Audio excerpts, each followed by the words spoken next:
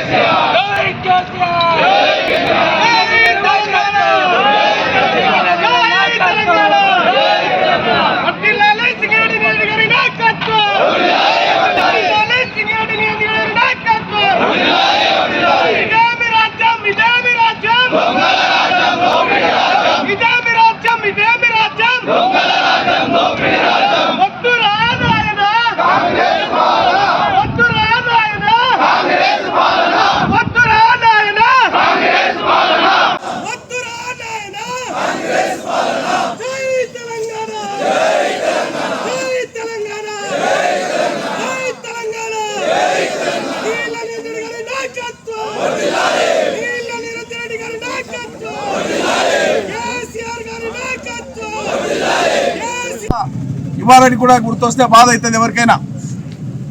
స్వర్గీయ రాజీవ్ గాంధీ గారి విగ్రహాన్ని ఎక్కడ పెట్టుకున్నా ఎవరికి అభ్యంతరం లేదు.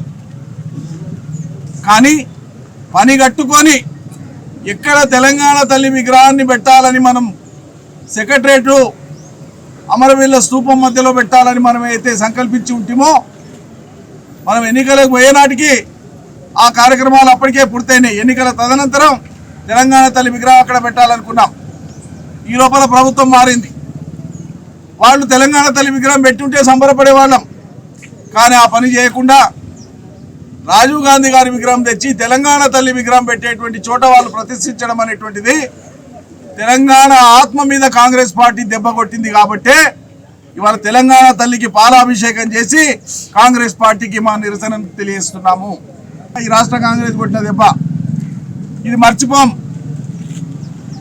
మీ పార్టీ రాష్ట్ర కార్యాలయం గాంధీ భవన్లోనే రాజీవ్ గాంధీ విగ్రహానికి దిక్కు లేదు. మీకు సిగ్గుశరం ఉందా కొద్దిగైనా?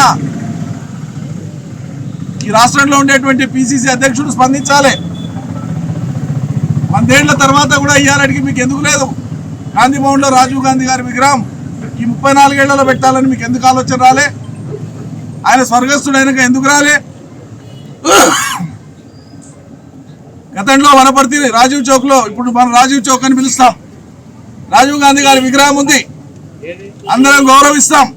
ఆ చౌక్ పేరే వారి పేరు మీద ఉంది. అట్లే మీరు హైదరాబాద్ మహానగరంలో ఎక్కడ పెట్టుకుంటే ఎవరొద్దు అంటారు? మాజీ ప్రధానిగా మేము కూడా వచ్చి దండలేస్తాం, మేము కూడా గౌరవిస్తాం. కానీ కావాలని తెలంగాణ ప్రజలను రెచ్చగొట్టాలని మేమేం చేసి ఏళ్ల తరబడి వివక్షకు గురై అన్యాయానికి గురై 1967, 68 నుంచి పోరాటం మొదలై 69లో విజృంభించి 71, 72 దాకా సాగినటువంటి ఆనాటి తెలంగాణ ఉద్యమం 369 మంది బిడ్డల బలిదానాలకు కారణమైంది ఆనాటి కాంగ్రెస్ ప్రభుత్వం. ఆనాడు ప్రధానమంత్రిగా ఉన్న ఇందిరాగాంధీ 369 మంది తెలంగాణ బిడ్డల్ని పొట్టన పెట్టుకున్నారు. రాష్ట్రం కావాలి, మాది మాకు కావాలని కొట్లాడినందుకు. ఆ తర్వాత మళ్ళీ 30 ఏళ్ళు తెలంగాణను యథేచ్ఛగా ఏలినాయి పార్టీలు. కానీ ఇక్కడి వనరులను ఈ ప్రాంత ప్రజలకు దక్కనీయలే, ఇక్కడి యువతకు ఉపాధినియలే, ఇక్కడి ఉద్యోగాలు ఇక్కడ దక్కలే, ఇక్కడ సాగునీటి ప్రాజెక్టులు కట్టలే, ఇక్కడ ప్రజలు వలసపోయినరు.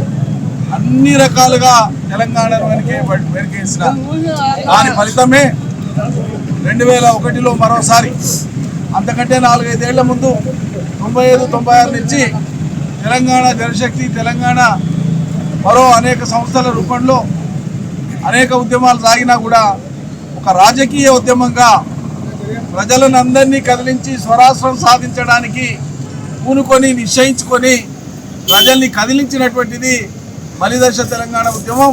కేసీఆర్ నాయకత్వాన మొదలైనటువంటి నాటి టీఆర్ఎస్ పార్టీ ఆధ్వర్యంలోనే, ఆ ఉద్యమ సంస్థ ఆధ్వర్యంలోనే తెలంగాణ ప్రభంజనమైంది. అంతిమంగా కేంద్రాన్ని ఒప్పించి 36 జాతీయ పార్టీలను, పార్లమెంట్లో ఉండేటువంటి 36 పార్టీలను ఒప్పించి, 2 ఎంపీలున్న పార్లమెంటును ఒప్పించి తెలంగాణ సాధించిన ఘనత కేసీఆర్ నాయకత్వాన్ని తెలంగాణ ప్రజలకి. తెలంగాణ ప్రభుత్వం ఏర్పడ్డది. ప్రజల ఆకాంక్షలకు అనుగుణంగా 10 ఏళ్ల పాలన సాగింది. భారతదేశంలో వివిధ రంగాలలో తెలంగాణను మొదటి రాష్ట్రంగా నిలబెట్టిన ఘనత తెలంగాణ ప్రభుత్వానికి, కేసీఆర్. కానీ మొన్నటి ఎన్నికలలో ప్రజలు అనేక కారణాల చేత, ప్రధానంగా కాంగ్రెస్ చేసినటువంటి దుష్ప్రచారం,